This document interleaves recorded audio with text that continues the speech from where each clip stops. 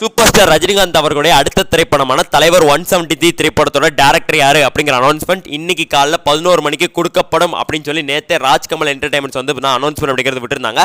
சொன்ன மணிக்கே இன்னைக்கு காலைல வந்து அனௌன்ஸ்மெண்ட் அப்படிங்கிறது தான் பண்ணியிருக்காங்க தான் சொல்லி ஆனும். இந்த ஒரு போஸ்டர் மூலியமாக நம்ம நேற்று வீடியோவில் சொன்ன மணிக்கே நம்ம சோர்ஸ் பர்சன் சொன்ன மணிக்கே சிபி சக்கரவர்த்தி அவர்கள் தான் இந்த ஒரு படத்தை வந்து பண்ண போறாரு. சிபி சக்கரவர்த்தி எங்கே டான் படம்லாம் வந்து பண்ணியிருந்திருக்காரு. ஒரு சக்சஸ்ஃபுல்லான ஒரு இளம் டைரக்டர். அவருக்கு இந்த ஒரு வாய்ப்பை ரஜினிகாந்த் அதே மாதிரி கமலஹாசன் அவர்கள் கொடுத்துருக்காங்க அப்படின்னு நினைக்கும் போது உண்மையிலே ரெண்டு பேருக்குமே நம்ம வந்து ஹேண்ட்ஸ் ஆஃப் தான் வந்து பண்ணி ஆகணும். ஸோ இந்த ஒரு படத்தில் ரஜினி கமல் இருவரும் இணைந்து நடிக்க போறாங்களா இல்லை ரஜினி அவர்களோட முழுமையான படமா இருக்க போதா என்னன்னு சொல்லி நமக்கு வந்து தெளிவாக வந்துட்டு தெரியல. பண்ணா முதல் சுந்தர்சி பண்றதா இருக்கும்பொழுது கமலையும் ரஜினி இணைச்சு தான் வந்து பண்ற மாதிரி இருந்தது. பட் சில பல காரணங்களால் அது வந்து தட்டி போகப்பட்டது.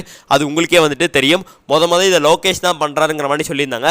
ஸோ இந்த ஒரு காம்பினேஷன் இவரோட படத்திலும் இணையுமா இணையாதா அப்படிங்கிறது நமக்கு வந்துட்டு தெரியல.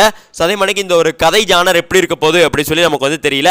அதை பத்தி பேசுறதுக்கு முன்னாடி அந்த ஒரு போஸ்டர்ல ஒரு பேர் இருக்குது அனிருத் அப்படின்னு. அவர் தான் வந்து மியூசிக் டைரக்டரா. இல்ல எனக்கு ஒன்று புரியல. ரஜினி சாரோட படனால அனிருத் தான் பண்ண போறோம் எங்களுக்கு என்ன தெரியாத கமலஹாசன் சார் நீங்க அதை சொல்லி தான் எங்களுக்கு தெரியப்படுத்தணுமா அப்படிங்கிற மாதிரி தான் எனக்கு இருந்தது. ஏன்னா அது வந்துட்டு யூஷுவல் காம்பினேஷன். நீங்க எத்தனை தடவை சொல்றீங்களோ நான் 1000 மடங்கு அனிருத் தான் நம்பி இருப்பேன்னு சொல்லி நம்ம தலைவரே வந்து சொல்லியிருந்திருக்காப்ல. ஸோ அதனால அது வந்துட்டு நமக்கு அனௌன்ஸ்மெண்ட் தேவையில்லை. ஸோ இது குடும்பங்கள் கொண்டாடும் ஒரு ஃபன்னான திரைப்படமா கொண்டு வருவாரா இல்லை இவர் கமர்ஷியல் டைரக்டரா மாறுவாரா என்னன்னு சொல்லி தெரியல. இதுல கமலஹாசன் இணைஞ்சு பண்ணுவாரா மாட்டாரா இது மாதிரி நிறைய விஷயங்கள் இருக்குது.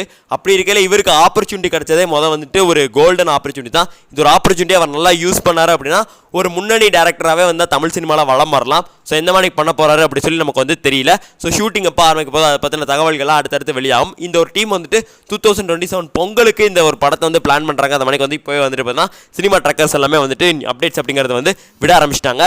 ஸோ இதுக்கப்புறம் இந்த ஒரு திரைப்படத்தோட ஜானர் என்ன அப்படிங்கிறத கொஞ்சம் கொஞ்சமாக வந்து அனௌன்ஸ் பண்ணுவாங்க. ஜெயிலர் திரைப்படத்தோட ஷூட்டிங் நிறைவு கட்டத்தில் இருக்குது. ஸோ அது முடிச்சனமே தலைவர் இந்த ஒரு படத்துக்கு வந்து ஷூட்டிங் அப்படிங்கிறதுக்கு வந்துருவார். ஸோ மேலும் அப்டேட்ஸ் நம்ம வந்து சேனல் வந்து தொடர்ந்து வரதான் செய்யும். So subscribe பண்ணிச்சுக்கோங்க. ஜெயிலருக்கு அப்புறமா இன்னும் மார்க்கெட் அவருக்கு எகிரிடும். ஸோ அதனால் இந்த ஒரு படத்தை மேலே எதிர்பார்ப்பு இன்னும் வந்து கூடும். ஸோ பயங்கரமாக பண்ணணும் சிபி சக்கரவர்த்தி அப்படி தான் நம்மளோட கோரிக்கை. நன்றி, வணக்கம்.